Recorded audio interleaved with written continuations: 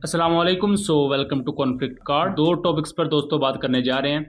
पहला, टीटीपी की शूरा का एक बहुत बड़ा कमांडर, बहुत बड़ा नाम तहरीक तालिबान पाकिस्तान का, वो अफगानिस्तान के अंदर अननोन लोगों के हाथों मारा जाता है और ये खित्ते में बहुत बड़ी डेवलपमेंट है जिस पर बात नहीं नॉर्मली की जा रही। और दूसरा बात करेंगे कि हाउथीज ने एक शिप पर अटैक किया था और वो शिप अमेरिका और उसके इत्तेहादियों की नजरों के सामने डूब गई और उस शिप के साथ बेसिकली हुआ क्या और क्या शॉकिंग चेन ऑफ इवेंट हमें यहाँ देखने को मिलते हैं, उस पर बात करेंगे। सबसे पहले दोस्तों हम अपने पहले टॉपिक की तरफ आ जाएं तो टीटीपी का एक बहुत ही ज्यादा प्रोमिनेंट कमांडर जिसका नाम अब्दुल मन्नान एलियास हकीमुल्लाह है। हकीमुल्लाह बेसिकली इसका पब्लिक नेम है लेकिन असल नेम अब्दुल मन्नान था। ये अफगानिस्तान के कुनार प्रोविंस में मारा जाता है, कुनार में भी जो अस्दाबाद का एरिया है वहां पर। अब इसे मारने वाले लोग कौन है तो अभी तक की मीडिया रिपोर्ट्स के मुताबिक कुछ अननोन लोगों ने इसको अबडक्ट किया, उसके बाद इसे कत्ल कर दिया गया। इसकी इवन डेड बॉडी की तस्वीर भी सोशल मीडिया पर मिल जाएंगी और इस चीज को मैं यहाँ नहीं दिखा सकता। आप हमारे ट्विटर हैंडल पर जाके उसका नाम लिख के सर्च करेंगे तो उसकी डेड बॉडी की तस्वीर आ जाएगी। बहरहाल जो ये टीटीपी का कमांडर है ये टीटीपी की इंटेलिजेंस विंग का ये पार्ट था, यानी कि टीटीपी से रिलेटेड जितनी भी इंटेलिजेंस गैदरिंग थी और पाकिस्तान के खिलाफ या दूसरे जो भी इनके टारगेट्स थे उनके खिलाफ जो जासूसी कार्रवाइयां होती थी ये उनको लीड करता था। उसके अलावा दोस्तों ये सिग्निफिकेंट सेटबैक है टीटीपी के लिए क्योंकि टीटीपी का सर्कल कमांडर था, ये सर्कल लीडर था, यानी कि उनकी शूरा का एक मेंबर था और मुख्तलिफ टारगेट किलिंग्स में, लैंड माइन एक्सप्लोजन में और चेक पॉइंट अटैक्स में ये शामिल रहा या इसने उनको लीड करवाया, उनके मुतल्लिक मुख्तलिफ मालूमात फराहम की अपने जंगजुओं को, जिसके बाद उन्होंने पाकिस्तानी इंस्टॉलेशंस पर अटैक किया। दोस्तों 27 अप्रैल 2024 को भी एक सेम इसी तरह का बड़ा वाकया हुआ था जिसमें टीटीपी का एक कमांडर तलहा सवाती वो मारा गया था और ये भी अफगानिस्तान के कुनार प्रोविंस में मारा गया था। दोस्तों कुनार का एरिया अगर आप यहाँ देखें तो ये पाकिस्तानी बॉर्डर के बिल्कुल नजदीक लगता है और यहाँ टीटीपी के इतने बड़े बड़े कमांडर्स का मौजूद होना और वहां उनको इस तरह सहूलियत मौजूद है, रहायश उनकी मौजूद है, ये बहुत ज्यादा कंसर्निंग है पाकिस्तान के लिए भी क्योंकि टीटीपी पाकिस्तान में मुख्तलिफ अटैक्स में इन्वॉल्व रही है।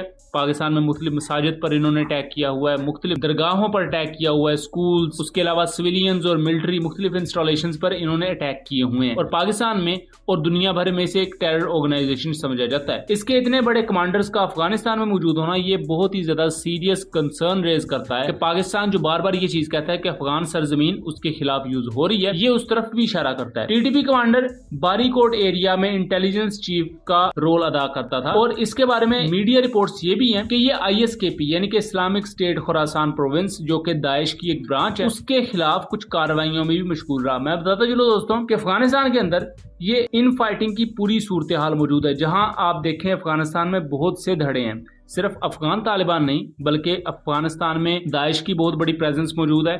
उसके अलावा एनआरएफ यानी कि जो पंशीर की एंटी तालिबान फोर्सेज है उनकी प्रेजेंस मौजूद है और उसके अलावा रिपोर्ट्स ये भी क्लेम करती हैं कि टीटीपी के अंदर भी बहुत से फैक्शंस हैं जो इस वक्त आपस में लड़ रहे हैं या ये समझा जाए कि रीजनल लीडरशिप को हासिल करने के लिए मुख्तलिफ धड़े आपस में बटे हुए हैं या वो लड़ रहे हैं। इन तमाम चीजों के चलते ये भी बात की जा रही है कि ये जो अननोन लोग हैं जिन्होंने इस टीटीपी कमांडर को मारा है उनका इससे भी ताल्लुक हो सकता है। कुछ दूसरी मीडिया सोर्सेज के मुताबिक इसके पीछे ज्यादा रोल पाकिस्तानी इंटेलिजेंस एजेंसीज का है जिन्होंने इस टीटीपी कमांडर को रास्ते से हटाया और ये टीटीपी के लिए चूंकि एक सेटबैक है सो इससे टीटीपी की जो पाकिस्तान के खिलाफ कार्रवाई है उसमें भी हमें कमी देखने को मिलेगी। दोस्तों हम दूसरे टॉपिक की तरफ आ जाएं। 12 जून को हाउथीज ने एक एमवी प्यूटर नाम की शिप पर अटैक किया जो कि ग्रीक ओन शिप है और लाइबेरियन फ्लैग्ड है, यानी कि लाइबेरिया का इसका रजिस्ट्रेशन मार्क है और ग्रीक यानी कि यूनान की ये शिप है और इसके बारे में मालूमात थी कि ये इंडिया की तरफ कार्गो का सामान लेकर आ रही थी और इंडिया से आगे इसने फिलीपींस वगैरह की तरफ जाना था।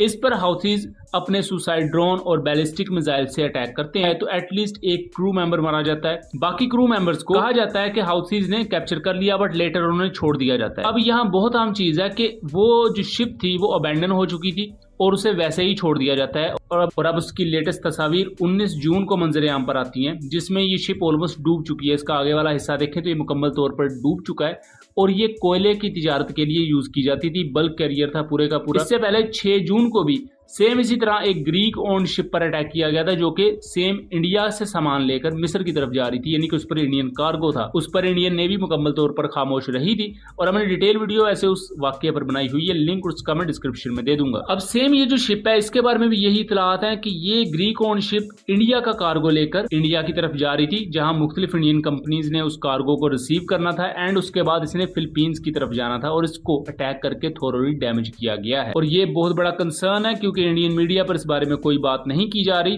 और उसके अलावा भी बात की जाए तो इंडियन नेवी जो कि बहुत ज्यादा प्रेजेंस इस वक्त बनाए हुए है रेड सी में, वो भी इस पूरे वाकये में अपने आप को साइडलाइन किए हुए है। सो ये था एक एनालिसिस। उम्मीद करता हूँ चीजें क्लियर रही होंगी। वीडियो पसंद आई हो तो इसे ज्यादा से ज्यादा शेयर कीजिएगा एंड चैनल को सब्सक्राइब कीजिएगा। मिलेंगे अगली वीडियो में, तब तक के लिए अल्लाह हाफिज।